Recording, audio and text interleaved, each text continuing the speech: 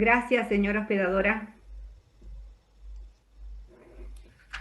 Bueno, buenas tardes a todos y a todas. Es un gusto para los que conformamos el colectivo de escribiendo darles la bienvenida a La Mirada Poética, el primero de una serie de encuentros planificados para este año, y presentar a Sebastián Lazo, poeta, narrador y compañero de este espacio.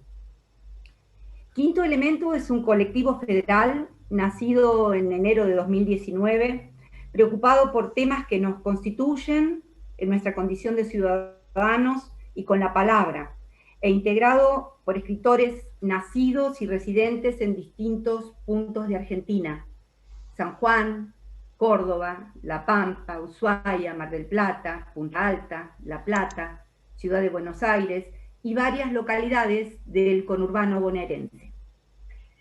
Agradecemos la presencia de todos ustedes, talleristas, alumnos, amigos, por haberse tomado este rato para pensar juntos acerca de los temas que hoy nos proponemos ver. Un agradecimiento particular para todos los hermosos y las hermosas poetas que están acá, que no podemos nombrar, realmente no los podemos nombrar a todos. Ya nos hemos estado saludando, pero no podemos nombrarlos, pero además de los amigos, los talleristas de todos nosotros, compañeros, que bueno, que están acá. Pero sí voy a mencionar, porque es un honor tener con nosotros a Susana Cabucci y a Raquel Hausliber, dos poetas, bueno, que todos hemos leído y que nos prestigian este momento con su presencia. Muchas gracias, señoras poetas. Valoramos también muy especialmente que estén aquí poetas y amigos y amigas de la Patria Grande. Un saludo muy especial de todo Quinto Elemento a Ada Zapata de Bolivia, y a Juan y Rojas, a Enrique Geni, Cecilia Moyano y Margarita Bustos de Chile, y Miriam Sendoya de Colombia. Creo que todos están conectados, por lo menos iban a estar. Bueno, van a estar muteados. Ustedes ven que hemos encontrado esta manera, que nos pareció la mejor. Así que los hospedadores ya nos han muteado, y si en algún momento alguien tuviera que decir alguna cosa, va a poder desmutearse, pero la idea en principio es que no, es que nos manejemos a través del chat, donde ustedes van a poder escribir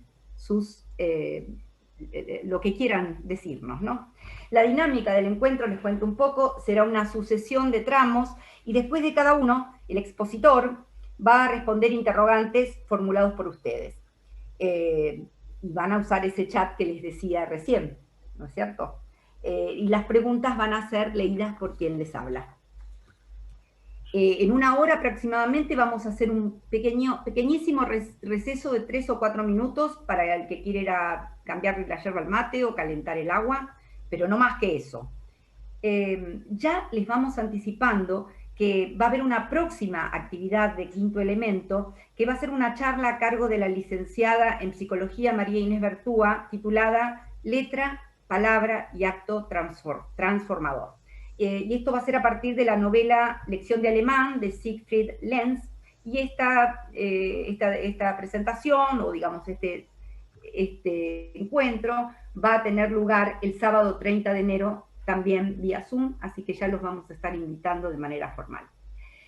Sin más preámbulos, voy a presentar a nuestro invitado de hoy. Sebastián Lazo nació en San Nicolás, provincia de Buenos Aires, en 1968. Reside en la ciudad de Buenos Aires. Trabaja como editor, corrector literario y corrector de estilo de traducciones y material pedagógico. Coordina talleres de poesía, de narrativa y de lectura y análisis literario. Ha participado en antologías poéticas en Argentina, México y España. Escribe cuentos y poemas en el marco de programas en español para escuela de Estados Unidos. Ha publicado el segundo cuento de la historia de la humanidad, Cangrejal Ediciones, 1993, Control sobre mis ojos, poesía, Yaguarón Ediciones, 2006, Tiranía del Desborde, Poesía, Vinci Guerra, 2009. El Dúo Perfecto, Cuentos para niños en formato digital, de CMS Ediciones, 2013. Y Contra Dios y Marea, Vinci Guerra, 2016. Se encuentra inédito su poemario La Era de las Calles Vacías. Con ustedes, Sebastián Olazo. Bueno, buenas tardes a todos. Muchas gracias por estar. Buenas tardes a todos. ¿Se escucha? Bueno, muchas gracias por estar acá. Estamos teniendo un problema técnico con la transmisión. Aparentemente está saliendo sin imagen, pero bueno, no lo pude resolver, así que les pido disculpas. Este encuentro nace a partir de una serie de inquietudes que tenemos personas cercanas a la poesía, lo que no significa que escribamos poesía necesariamente, y que tiene que ver con cuál es la verdadera efectividad de la palabra. Nosotros, como un acto de fe, creemos en que la palabra transforma, pero hay veces en que sentimos que la palabra puede llegar a ser estéril o que depende de en manos de quién esté la palabra, con lo cual puede transformar de un modo muy negativa la realidad. Esto también tiene que ver con una mirada política y con quién ejerce el poder y cómo usa la palabra, quién ejerce el poder. Entonces, todo esto es algo que nos, nos excede en términos individuales, pero en términos colectivos creo que también ayuda a la lucha, digamos. Cuando hablamos de la mirada poética, no estamos hablando de la palabra en sí, sino del uso de la palabra. Acá habría que hacer un recorrido histórico muy breve que es incompleto, tiene algo de antojadizo. Lo importante no es tanto hablar del recorrido en sí, sino a donde yo quiero apuntar con el recorrido en sí. Hay mucha subjetividad, seguramente hay desinformación de mi parte y puede haber baches de conocimiento o algún error. No se lo tomen como en términos académicos esto, ¿sí?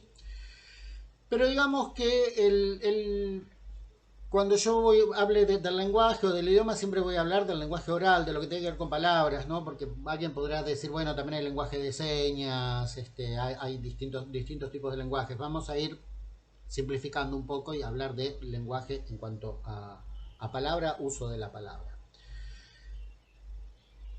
Pareciera que el lenguaje nació de entrada, los idiomas se conformaron de entrada a su vez como un modo de comunicarse, de comunicar conceptos, ¿sí? Entonces, tal como están armados los idiomas, no solamente el castellano, son idiomas con los cuales, bueno, uno describe cosas, las nombra, las señala de algún modo, y, y así se forma la comunicación. De un modo que yo creo que es bastante inicial, aparece un uso del lenguaje para algo distinto, que sea la comunicación coloquial, y que tiene que ver con el rescate de la historia, con las preguntas que van teniendo quizás los hombres primitivos, con la necesidad de transmitir recuerdos, tradiciones, costumbres, valores. Y ahí es donde nace la primera mirada poética. La primera mirada poética es el primer uso, creo yo, del lenguaje para algo distinto de la comunicación en el diálogo. Es un modo en el cual las personas empezaron a estar en contacto con un rol social, incluso con una trascendencia, con la naturaleza, con el mundo, con el origen. Y ahí evidentemente necesitaban una regla mnemotécnica para poder transmitir esto y que siguiera hacia adelante, con lo cual cualquier disciplina que pensemos hoy,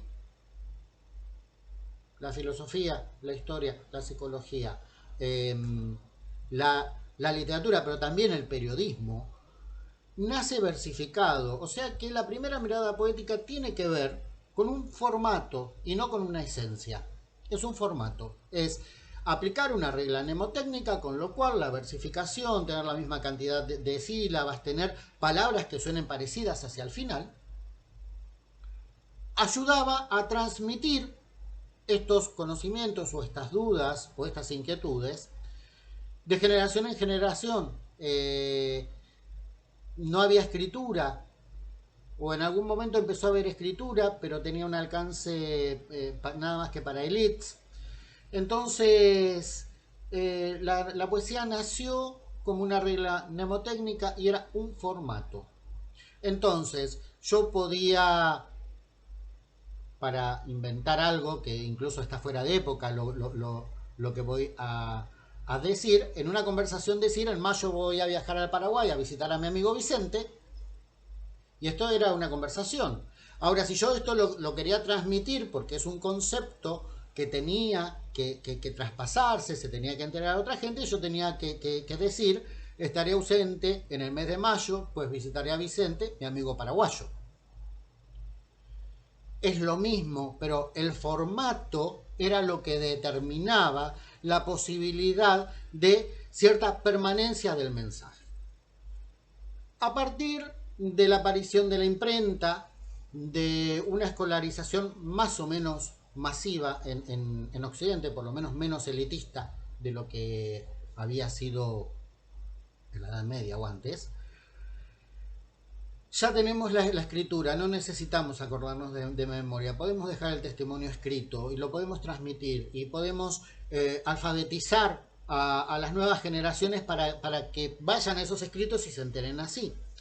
Entonces ahí ya la necesidad de la poesía como formato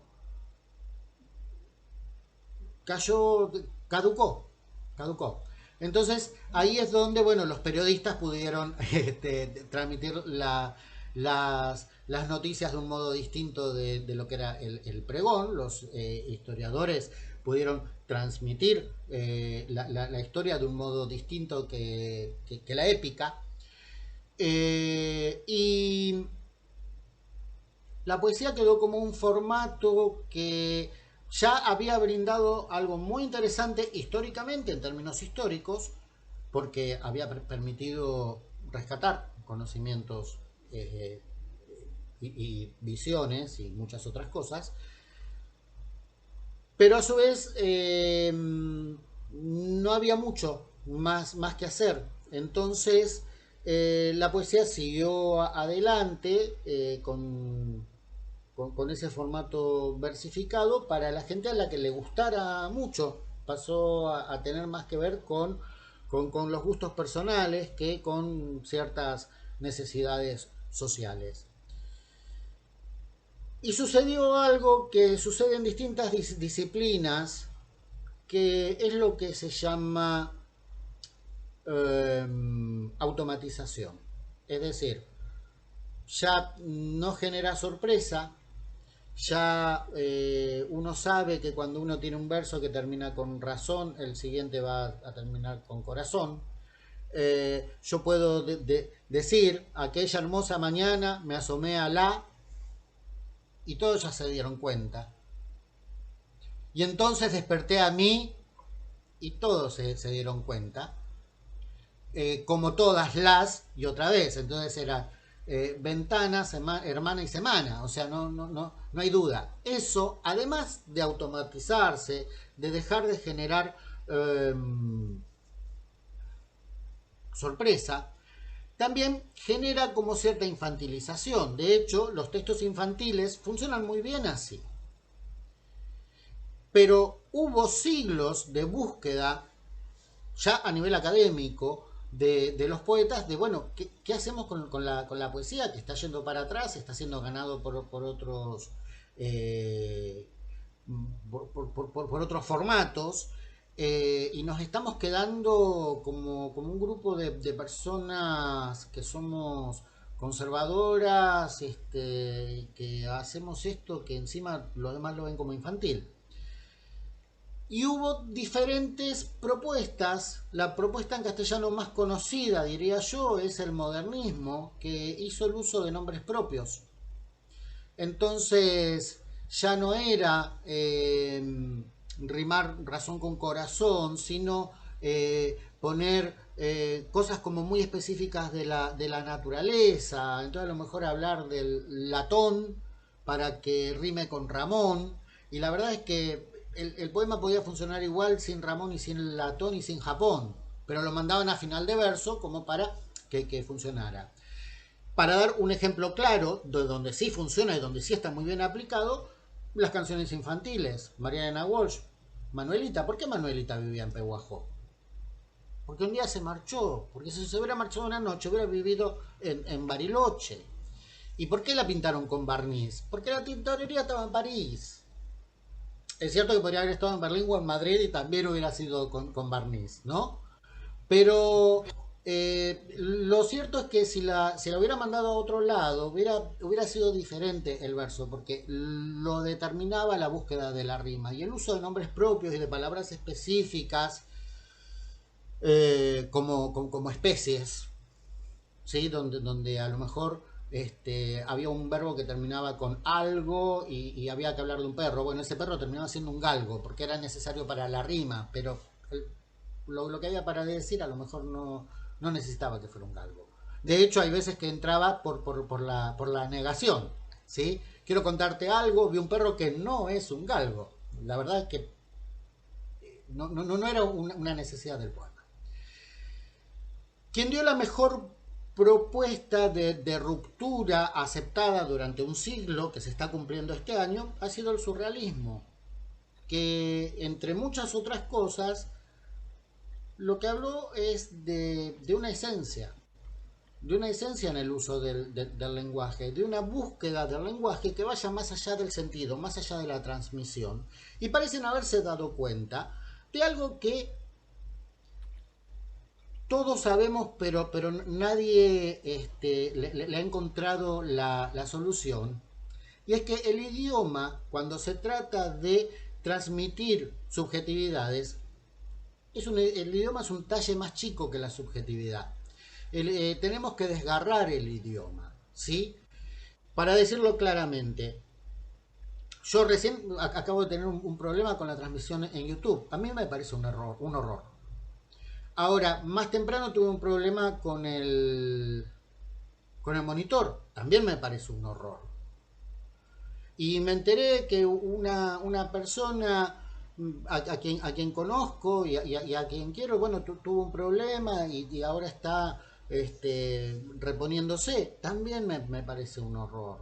Y en mi trabajo, viendo una traducción, había una persona que decía que las gotas de agua subían, se evaporaban en vapor de agua para formar nubes de agua que se forman. Y yo decía, y con 5 palabras terminadas en mente en una oración, también me parece un horror. Ahora, yo digo un horror y pareciera que la palabra horror, que es el punto máximo, pareciera que me da lo mismo, es decir, que me genera esa misma impresión extrema una oración con 3 adverbios terminados en mente y que en Manaus estén pidiendo oxígeno al extranjero para poder salvar a la gente de coronavirus y claramente no me da lo mismo. Pero cuando yo hablo con la gente me pongo en el punto máximo del horror de lo que estoy hablando. El punto máximo del horror de una traducción es que esté mal escrita. El punto máximo del horror de quien quiera hacer una transmisión es no poder hacerlo.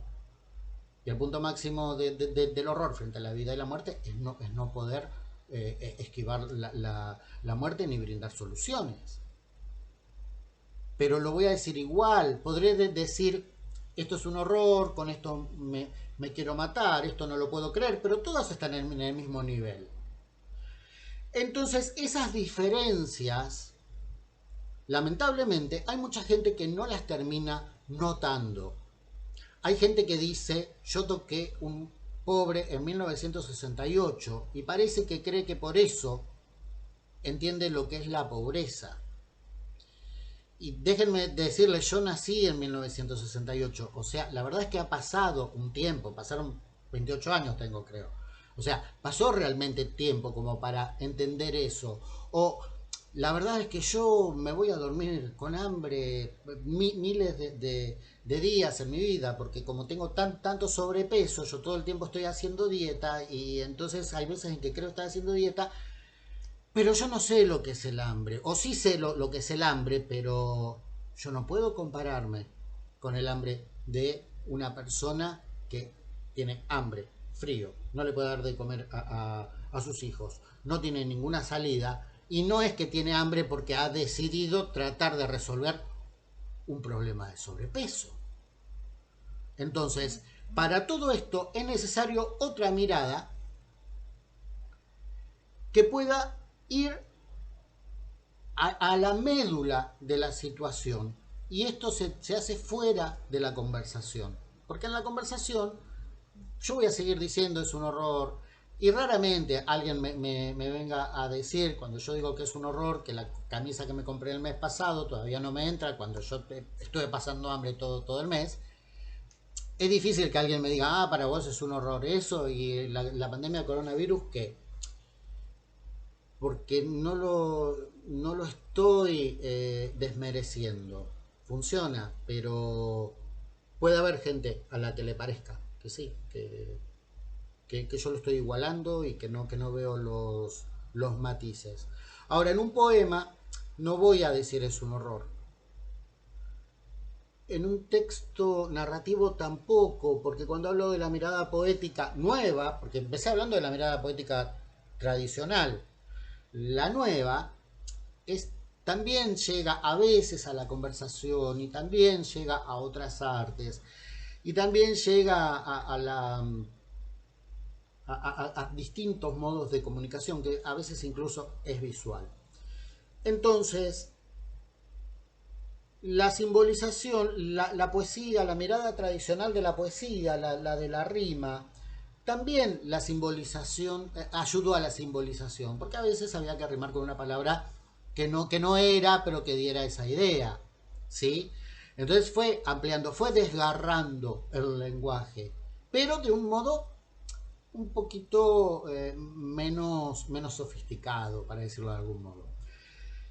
Pero a partir del surrealismo, de la ruptura, del vacío de sentido, pero de darle un tono que tenga que ver con la subjetividad. Entonces no hacía falta decir tengo ganas de llorar todas las noches, sino que a lo mejor era lágrima, estrella, negrura, cerrazón. Y con esas palabras solas uno ya está dando esa idea y no está comunicando un concepto, está comunicando un estado de ánimo. Y disculpen que yo me vaya siempre a los estados de ánimo como bajos, pero son los que me parece son más claros, son por los que más se han dado. Yo no sé si tuve euforia alguna vez en mi vida. Me parece que no, que yo no conozco la euforia. Entonces, esto también sucede con la euforia, pero bueno, yo no sería la palabra más indicada para hablarlo desde ese lugar. Entonces ahí es donde ya empezamos a ver que hay un uso distinto del lenguaje y en los textos que yo les di se ve claramente, hay un poema de Olga Orozco sobre la muerte de su gata. Muchas veces hemos escuchado, se murió mi gato. Uy, qué tremendo. Bueno, eh, a mí me gustaría, si alguien tiene algún comentario, algo como para introducir y también cortar un poco mi voz y que no se vuelva muy monótono. Algo que tenga para decir breve, no más de un minuto, digamos, y en todo caso pueden ser dos o tres personas, sobre alguna impresión que les haya dado el poema 13 de Cantos a Berenice de Olga Orozco, para que después sigamos hablando de esto. ¿Les parece? Estela. Bueno, sí, todavía no tenemos, nadie está queriendo participar, pero bueno, estamos calentando motores. Si alguien, acá dice Enrique que no sabía que era su gata. Eh, Y Cata Maire dice de qué poemas hablan. Bueno, no recibió los poemas, sí. Alejandra Díaz no recibió los textos. Bueno, nosotros mandamos los textos.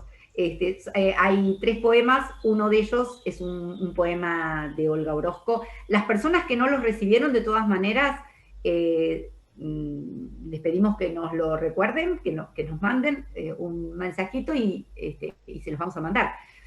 Pero bueno. Bueno, Sebastián, si no hay preguntas, por ahí las preguntas hay, acá está, a ver. Dice Catamaire que los conoce, la entrevista que le hicieron a Olga Orozco y ella cuenta de su gata, de los poemas a Berenice, ¿no? Sí, sí. Bueno, no sé si alguien tiene ganas de leer el poema, a lo mejor está bien, o si quieren que lo lea yo. A lo mejor para cambiar la voz y el tono. Sería bueno si alguien tiene. ¿Alguien lo quiere leer? Yo no lo tengo a mano para leerlo, pero si alguien lo quiere leer, estaría yo bueno. Si me dicen específicamente de cuál, lo busco en internet y lo leo. Lo tiene Juani Rojas a mano, ahí lo está mostrando con el libro. Bueno, a ver, Juani Rojas. ¿Lo leo yo? Nos organizamos, le damos la voz a Juani Rojas. A ver, Juani. Bueno, yo no sabía que era su gata, Berenice, pero ahora veo que sí, porque me llamaba la atención ciertos versos, ¿no? Pensando en una persona.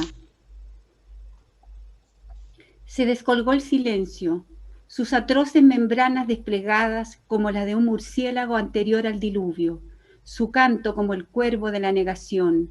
Tu boca ya no acierta su alimento, se te desencajaron las mandíbulas, igual que las mitades de una cápsula inepta para encerrar la almendra del destino. Tu lengua es el Sahara retraído en penumbra. Tus ojos no interrogan las vanas ecuaciones de cosas y de rostros. Dejaron de copiar con lentejuelas amarillas los fugaces modelos de este mundo. Son apenas 2 pozos de opalina hasta el fin donde se ahoga el tiempo. Tu cuerpo es una rígida armadura sin nadie, sin más peso que la luz que lo borra y lo amortaja en lágrimas.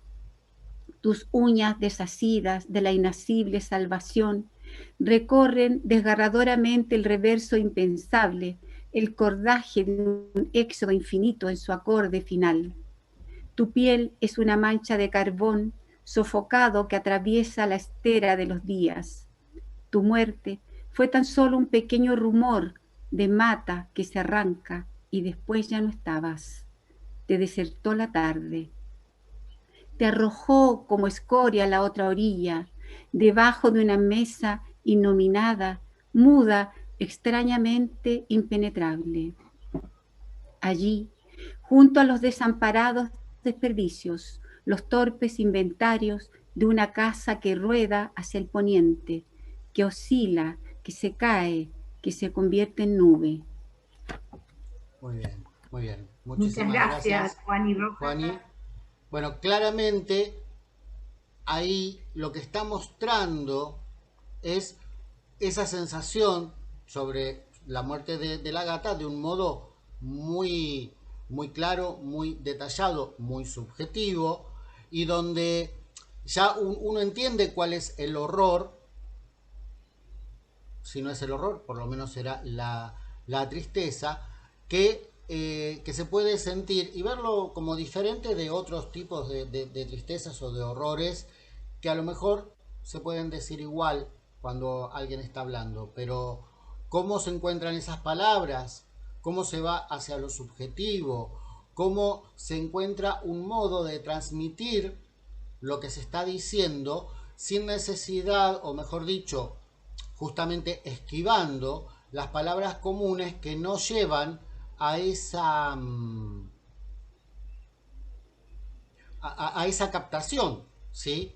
Entonces ahí es donde está esa mirada poética que no se quedó en estoy triste, perdí a mi gata, no sé qué hacer, me siento vacía, ¿sí? Lo está instalando, nos está llevando a un punto donde, si nosotros vamos frase por frase, la verdad es que hay frases que pueden resultar obvias y frases que pueden resultar incomprensibles desde un punto de vista subjetivo, es decir, conceptual. O sea, tu cuerpo es una rígida armadura sin nadie. Bueno, es un modo muy, muy certero de nombrar un cuerpo muerto. Un cuerpo donde no hay nadie y que además está rígido. O sea, podemos decir que es obvio, pero encontró el modo de expresarlo. Y eso no es poca cosa. Eso no es poca cosa porque si no se hubiera quedado en... Chicos, estoy mal, se murió mi gata, hoy no me voy a reunir con ustedes. ¿Sí? Entonces, la mirada poética lo que permite es trabajar con el lenguaje desde ese otro lugar, pero que rescata lo mismo que todos sabemos, pero nos permite particularizar, diferenciar y profundizar. Y esa profundización muchas veces tiene que ver con lo subjetivo de quien lo lee, con la capacidad que tenga para simbolizar, el esfuerzo de comprensión que esté exigiéndole el texto, más allá del esfuerzo de comprensión propio. Y se va todo esto de lo que es el lenguaje coloquial y permite entrar en otra capa. Pero ahí el lenguaje ya está desgarrado. Ya está desgarrado porque alguien es como ponerse una camisa chica, digamos. Entonces, con el lenguaje desgarrado, bueno, entra y se puede decir. ¿Por qué esto tiene algún tipo de importancia fuera de la experiencia de la lectura del poema? Bueno, para esto yo hablé un poquito de la diferencia entre irse a dormir con hambre por estar haciendo dieta y la diferencia de irse a dormir con hambre porque no hay otra cosa. La diferencia entre creer que alguien tocó un pobre que ya sabe lo que es la pobreza y ser pobre. Y el conocimiento de los matices a partir de lo que está uno captando en palabras, ya sea porque lo lee o porque lo conversa con alguien con esa mirada poética. Y acá podemos ir al cuento Matar a un niño de Stig Dagerman, que es un cuento que menciona de un modo muy crudo lo que sucede cuando hay un accidente de tránsito y un chico se muere. Lo cuenta un segundo antes, unos minutos antes, unos minutos después, cuenta lo que estaban esperando esos padres, lo que estaba esperando el chico, cuál era su quiero, digamos, escénico, la persona que lo atropella, ¿sí? Y esto nosotros muchas veces leemos, bueno, accidente de tránsito, 3 muertos, uy, se murieron 3. Ya está. Ahora, cuando se particulariza y se muestra, y se lo muestra realmente con una subjetividad y una claridad y una humanidad adecuada, bueno, ya no vemos igual la muerte de un chico porque lo atropelló un coche, ni la muerte de nadie. La próxima vez que escuchemos que alguien se murió en un accidente de tránsito, lo más probable es que ya nos empiece a repercutir de otro modo y que empecemos a manejar de otro modo y que crucemos la calle de otro modo y que nos acerquemos de otro modo a quien ha vivido esa desgracia, porque dejó de ser un título, una conversación de esas que a lo mejor hay alguien que lo comenta y otro dice no me cuentes esto que me amargo. Y la verdad es que el no me cuentes esto que me amargo, puede ser que haya alguien a quien le repercuta tanto que se pone mal y se queda como en silencio en un costado unos minutos hasta que se repone, y también puede ser alguien que está bailando y que sigue bailando como si no se lo hubieran dicho. Entonces, eso ya son cuestiones que son subjetivas que no se pueden manejar desde otro lado. Pero el cuento de Stig Dagerman tiene un punto muy distintivo, y es que es un cuento escrito a pedido por una organización dedicada a la prevención vial. Entonces era un cuento que tenía que ser escrito desde una perspectiva institucional. Y Stig Dagerman lo que hizo fue pasar por encima de esa perspectiva institucional. Ya no era, señores suecos, manejen mejor, ¿sí? Pónganse el cinturón de seguridad, agarren a los chicos antes de cruzar la calle. No, todo eso está en lo no dicho, pero en lo entendido del texto. Y ese texto es un texto que 50 años después, 60 años después, yo creo que es un cuento, creo que es del 48, o sea, 70 años después.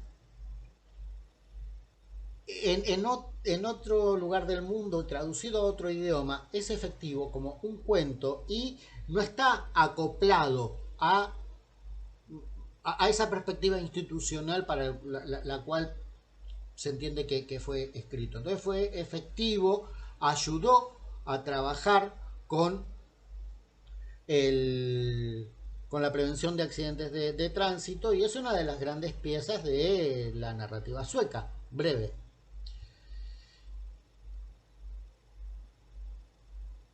Cuando estamos trabajando dentro de el lenguaje poético y fuera del poema, estamos hablando un poco de estas cosas, ¿sí? Y hay veces en que esto sirve para manipular. Hay veces que esto queda en manos de alguien que no está buscando enriquecer la visión de la comunidad, ¿sí?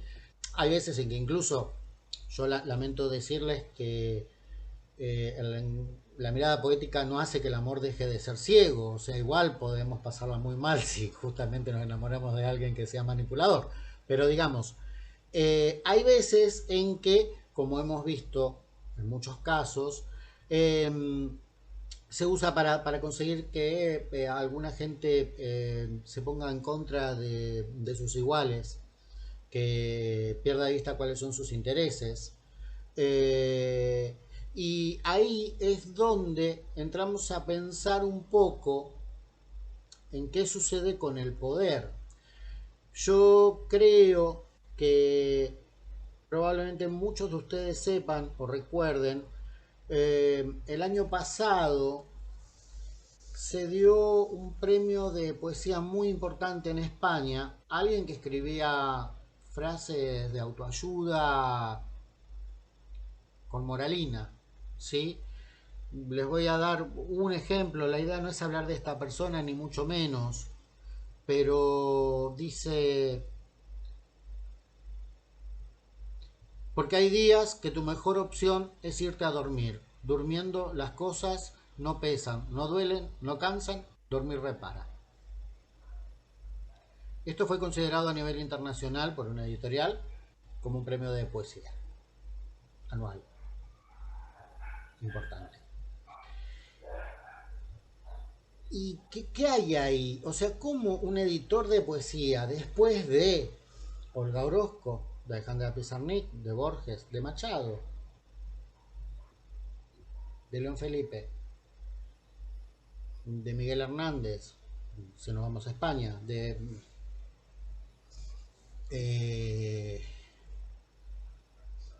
Pessoa, cómo puede ser que esa gente entienda que la poesía va por ahí? ¿Realmente entiende que va por ahí? ¿Podemos darnos un momento de parar a pensar si realmente el problema es que nosotros estamos como muy exigentes, o que somos muy elitistas, o que somos muy conservadores, o que al poder le viene un poco mejor que la gente se conecte con esto y no que se conecte con un canto a Berenice, o no que se conecte con matar a un niño? Porque si se conecta desde ahí, deja de ver la muerte del mismo modo que antes, deja de ver con otros textos el hambre, la violencia, la miseria, el ir en contra de sus propios intereses y necesidades, ¿sí? O sea, quizás haya una búsqueda. Yo no tengo la respuesta, yo no digo que lo sea. esto es parte de una de esas preguntas abiertas que se me ocurren a mí. Se llama Rafael Cavaliere o Cavalieri. Ahí está la pregunta, están preguntando cómo se llamaba el poeta. No importa tanto él. Acá, porque cada uno escribe lo que quiere y como puede. Acá el problema es que desde el poder se dijo, muchachos, escribir buena poesía premiable para difundir en todos los países de la lengua castellana es escribir esto. Ahí está el problema. Después, no hay ninguna obligación de escribir bien. No hay obligación ni siquiera de escribir. Cada uno escribirá lo que pueda y como quiera. El tema es por qué viene alguien con poder a señalar y decir, es eso. Yo no tengo la respuesta de por qué. Ahora, también tengo la respuesta de que hay todo un movimiento actual en el cual se está buscando que el vecino sea un adversario, que haya individualismo, que se vea a los extranjeros como peligrosos, que se vea a los ancianos como desechos, que se vea a los enfermos como causas perdidas sobre las cuales no hay nada que hacer, que se vea al sistema de salud como un gasto, que se vea a las vacunas como una instalación de chips. Y son cosas que es difícil que calen en alguien que tenga la mirada poética más afinada. Es difícil, porque cuando a mí me vienen a decir que un chico pobre que está recogiendo cartones, lo que pasa es que no se esforzó lo suficiente y que por eso merece esto, porque cada uno tiene lo que tiene que tener y el tiempo acomoda las cosas y existe la justicia más tarde o más temprano, así que en todo caso, mira Maradona. Y Maradona es uno en millones. O sea, yo no voy a negar la existencia de los Maradona, pero hay muchos millones de personas que tienen unas infancias miserables y que no pueden salir adelante porque no tienen los recursos, que no estamos hablando de los recursos interiores propios, estamos hablando de otro tipo de recursos, porque así como en la Edad Media la gente no tenía acceso a la escritura, vamos más acá, en el siglo XIX, no tenían acceso porque no tenían dinero, porque tenían que trabajar en el campo desde chicos, y entonces cualquier tipo de arte era elitista, porque había que tener el tiempo, el dinero, o sea, para hacer música había que poder comprarse un piano. Simplemente eso, comprarse un piano, tener el tiempo, tener el dinero y poder pagar, digamos, a quien le enseñe. O sea, ¿qué músico de clase baja hubo? Algunos que otros, sin duda, pero son minoría. Si nos vamos más atrás, cuando ni siquiera estaba la escolarización, bueno, eran analfabetos. Y morían analfabetos y no tenían la oportunidad de ir a la escuela. O sea, para ir a la escuela había que ser noble, cura o militar. No había otro, ni siquiera siendo mujer. Podía ser una mujer noble, podía ser la esposa de un militar. Era analfabeta. Entonces, ¿cómo puede ser que hoy haya una búsqueda tan encendida de que creamos que las cosas dependen de los méritos y que eso cale? Bueno, porque si nos anulan o nos atenúan la mirada poética, este tipo de cosas van a poder transitar mejor. yo voy a poder creer que mi vecino que es alcohólico porque es un desastre. Y uno puede decir, no, bueno, pero es un veterano de Malvinas. No, pero él es un desastre. Hay veteranos de Malvinas que no son alcohólicos. En cambio, el que tiene la mirada poética se detiene un poco más, empieza a ver cuál es el trasfondo que hay ahí y no se queda con aquello que viene en el título. Entonces, ahí hay un punto que yo creo que es importante para tener en cuenta. ¿Por qué la mirada poética trasciende al poema? ¿Por qué funciona fuera del poema? ¿Y por qué al funcionar fuera del poema tiene una incidencia social importante? ¿Sí? Yo diría ahora que hagamos un pequeño cortecito.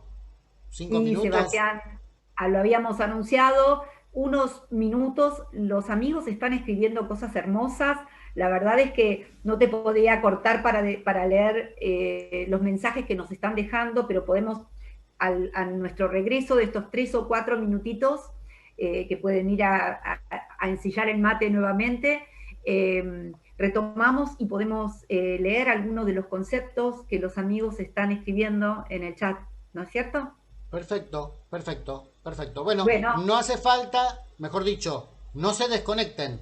No. Simplemente no si quieren apaguen la cámara y el micrófono unos minutos y seguimos. Sí, ¿Sí? 3 o 4 minutitos. Muy bien. Gracias. Gracias a todos.